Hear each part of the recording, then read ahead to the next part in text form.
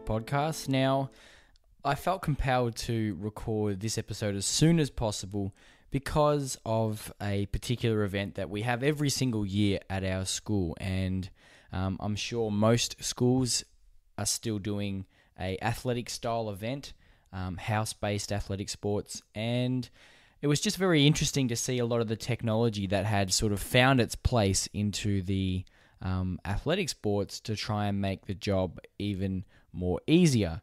And one of the apps in particular that we're going to talk about today is absolutely fantastic, and it's something that I've shared for a number of years now at both the Connected PE workshops and through the blog, but I think it's definitely worth sharing with those people that maybe haven't encountered it. So it's just fascinating how technology can change things, and when you stop and think about it and you look back, you think, wow, we really have been affected by that particular technology, even though throughout the time it's sort of small changes and small events that really do progress the particular activity. And it's not until hindsight that you actually realize that it's really advanced from where it used to be. So, let's get into episode 4. Now, before we start looking at the applications for today's episode, I thought it was worth mentioning a particular valuable product that I recently made an extra purchase of. And I think it's something that really goes towards adding value to a lot of the things that we've been talking about in the last few weeks. And to put it simply, it is an iPad tripod. Now, when I say tripod, I mean a device that can be used to allow you to basically put your iPad or other tablet device fixed in place and then have it used basically like a camera tripod would be. So really, really powerful in that you can basically set the iPad or tablet device in place and basically forget about it. So for a lot of the different apps that we've been talking about, they would certainly benefit by being fixed and in place and basically eliminating all of those particular issues that you may have when you're trying to hold the device. I know there's nothing worse than floating around a particular PE class and holding onto a device for the entire time, and you feel like you're sort of out of the action a little bit, and that's definitely the case. And conversely, if you hand them over to someone to film, if you're looking for really high quality footage, then you're going to be impacted by people who are shaking and maybe not having the best set of skills in terms of video production. So for a particular set of apps and for a particular set of purposes, being able to fix the iPad in place and have a tripod sitting in that particular position is really, really awesome. And I say that very much because it does sort of mean that you can get tremendous value from whatever it is that you're trying to achieve. Now, the apps we're going to look at today are very much complemented by the use of a tripod. And you can pick these up really, really cheap. And I just put an order in the other day for mine at Amazon, and you can find the one that I'm definitely recommending by visiting thepegeek.com/tripod. That'll take you to the store where you can purchase the tripod and they'll ship it to you and everything. And the reason I like it is it's really customizable in terms of its height and in terms of the type of tablet that you can connect to it. Awesome stuff indeed. So I think, definitely the benefit is that you can roam free. You sort of free up your arms to do something else, and you put in place this really, really awesome feedback loop that sort of benefits the learning practice. So go and try out an iPad tripod. I know that in the past I've told people about these and they've been really impressed that they exist, and I guess all they really are is a tripod that has a different sort of attachment that goes on top of a standard camera tripod. I have seen people that have actually gone and made their own version of something like this in like a metal fabrication shop, and it was quite funny when I told them that these tripods existed. because they had spent hours building this tripod. But I reckon that's even cooler. So, yeah, definitely something that you should look at making a purchase of. And if you had multiple tripods, then yeah, the benefits sort of continue to multiply. So yeah, go and check them out. thepegeek.com/tripod. Now, in the last few weeks, my students have been really enjoying a YouTube series of videos that gets them warmed up and active for our PE classes. So at the start of every single prac session, we dedicate 5 minutes to doing one of these dance videos that is available on YouTube. Now, as we know, there are millions of videos on YouTube, but the difficulty is often finding a great collection of videos, and this is why I'm really impressed by the work that this particular user has gone to sort of bring these videos to life. And basically what he's done is gone and recorded his TV, essentially, while he's participating in playing the Just Dance and Dance Central video games. So he's actually physically dancing in his lounge room or wherever he's doing it, and he's recording his screen and his movements to the music, etc. And he's putting these videos up on YouTube, and he's incredibly talented. Like, we don't see him dance, but you see that he gets perfects pretty much all the time, and that's the goal of the game that he's playing.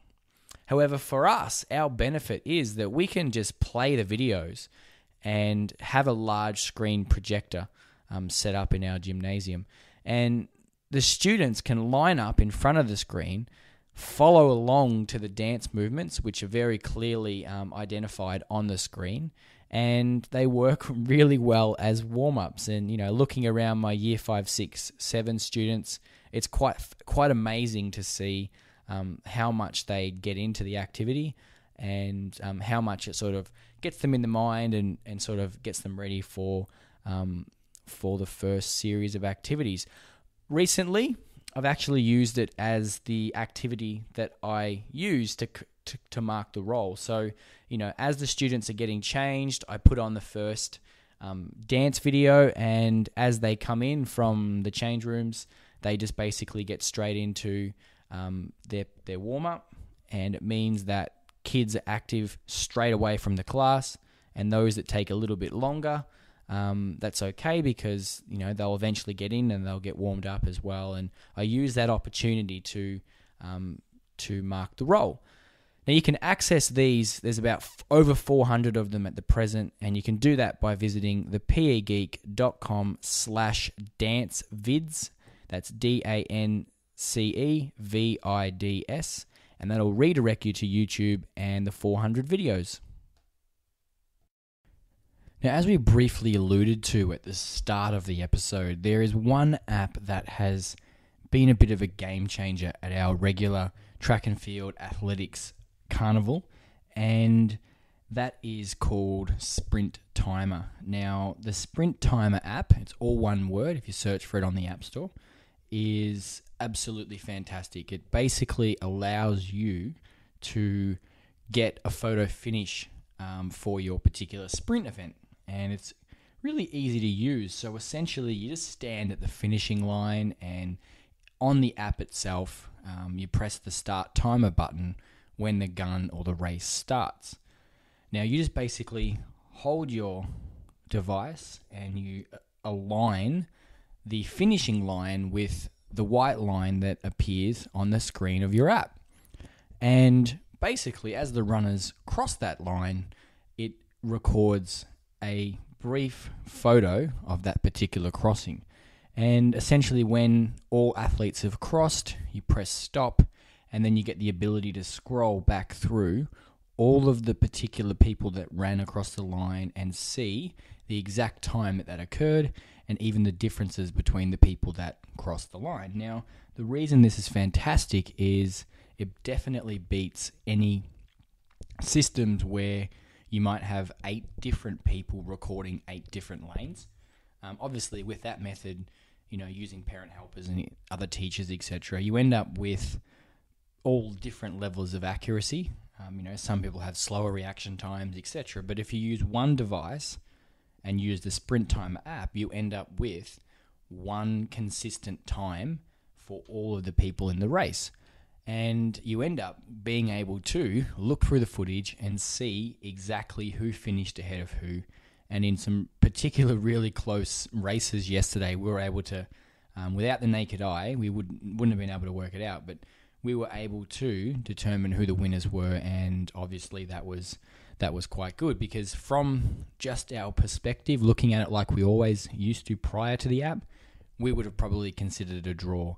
The times didn't really help us, and we just couldn't tell. So sprintTimer is fantastic. Definitely found its way into the classroom as well. You know, if you're doing any sort of fitness tests, my Year 12 PE class have to do a series of fitness tests in one particular unit of the subject, and I used to actually align them up with a partner, and they would time each other over a 30, 50 meter and 60 meter sprint. But now I can do the entire class, one hit, get it done, and then move on to the more enjoyable activities inside of our program. So yeah, it's really, really powerful, and the ability to export the photo finishes to a printed out forms and share that with your group is pretty awesome. So go and check it out by going to thepegeek.com/photofinish, and I highly recommend it. The guy that makes it is an absolute genius, and when you try the app out and seeing how it can benefit your situation, you'll absolutely agree with me. The other app that I want to share with you at this particular point in time is called BAM Video Delay. Now, the reason I've picked this app is that across all of the Connected PE workshops, across all of the presentations I've done surrounding mobile apps in the PE classroom, this is the app that gets the most traction in people's classrooms. You know, I get emails constantly from teachers saying that, thank you for the workshop, but more importantly, thank you for showing me the BAM Video Delay app. It's really sort of opened up a whole world of possibilities in our classroom. Now, essentially what the app allows you to do is to create a delayed, like a replay essentially, like a delayed video feed. So student performs a skill, and the iPad basically shows that particular skill happening with a slight delay. So, as a teacher, you might set up your BAM video delay to play footage back with a 10-second delay. So the student could perform the skill, they'd have 10 seconds from finishing the skill to walk around, see the actual skill in action, and then obviously continue with that loop. So the really exciting thing is that it's a continual record and a continual delayed playback. It's like looking in a mirror and performing in front of a mirror, but having the mirror actually show you what you did with a set delay. Really, really powerful for any sort of discrete skill. So if you've got students, let's say, doing a long jump, and you wanted them to see what their jump looked like, you could basically align the app at the point that would give you the best view. They could do their jump, they could land in the pit, they could brush off all the sand, and they could walk around, have a look at the iPad, and see their performance without having to press any button, stop anything, get to a new menu, etc. It's just a constant feedback loop that is set with a delay. Now, the delay can be up to 2 minutes in length, so that's quite a lot of time for people to get to the position where they can review their performance. The good thing is, let's say you were doing that long jump and you had a student who'd completed a jump. As they were walking out of the pit and as they were looking at their particular performance, another student might be running down and doing a long jump as well.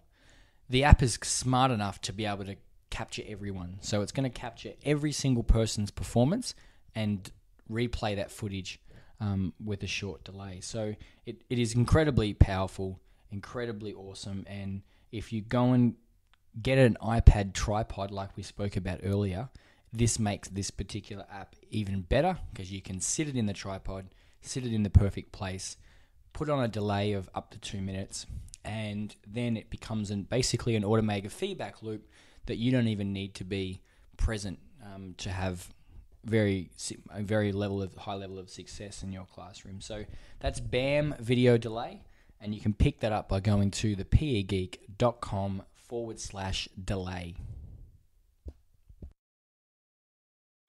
Now, it's this time in the episode where I share with you the work of one particular teacher who has shared something recently or has put in work in a particular area that has piqued my interest. And I shouldn't say that it's just the work they've done this week that makes them the addition in this episode, but definitely that's one of the only ways I'm going to be able to differentiate people, because there's so many extraordinary things happening every week. So I'm going to have to pick one person, and it's going to be based on something they've done in recent weeks that sort of makes me pick them. So this week, Jo Bailey is someone who is constantly sharing her work on Twitter and through other social networks. She's a PE teacher. She is a recent addition to the Google Certified Teacher group. And I myself am a Google Certified Teacher as well, so it's great to have another PE teacher in and amongst that group.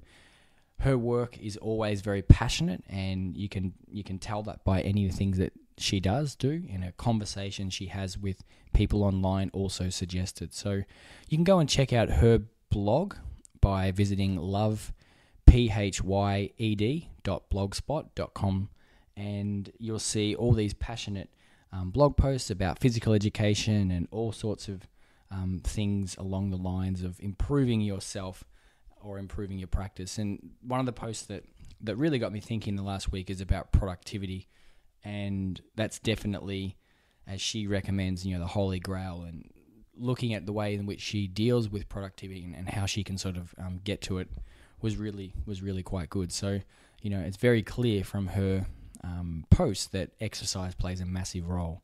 And after all, take away all the technology, take away everything. That's the whole point of this physical education subject. So, definitely recommend following her work, and it's someone that I would certainly recommend engaging in conversation with if you're looking for opinions and all sorts of areas.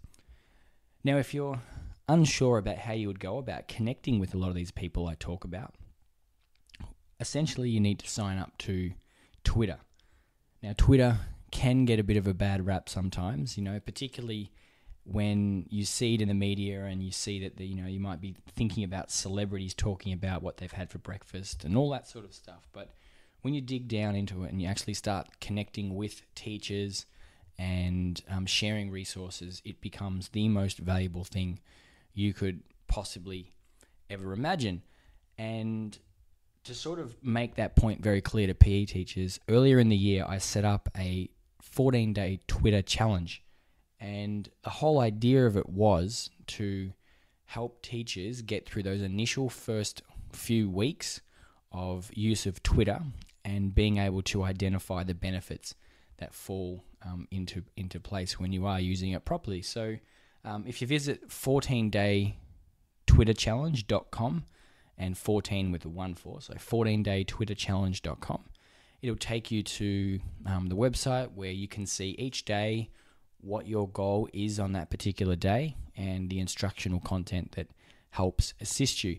If you do complete it, then I look forward to having you let me know via Twitter, and I can 100% guarantee that if you persist with it and if you actually go ahead with the whole idea of Twitter, then you're definitely going to see the benefits, and it's going to improve your practice. It's going to help you in terms of resourcefulness, and I say that without any hesitation whatsoever. So jump on board and let me know if I can be of any assistance. Now that pretty much brings us to the end of episode 4.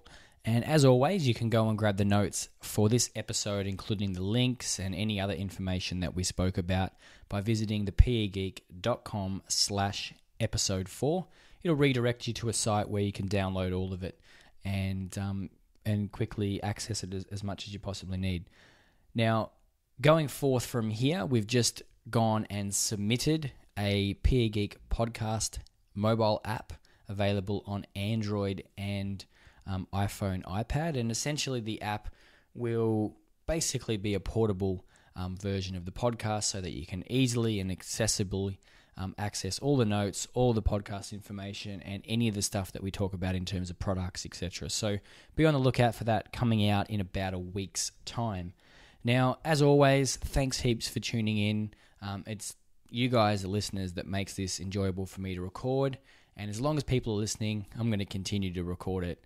And there's plenty more things to come up.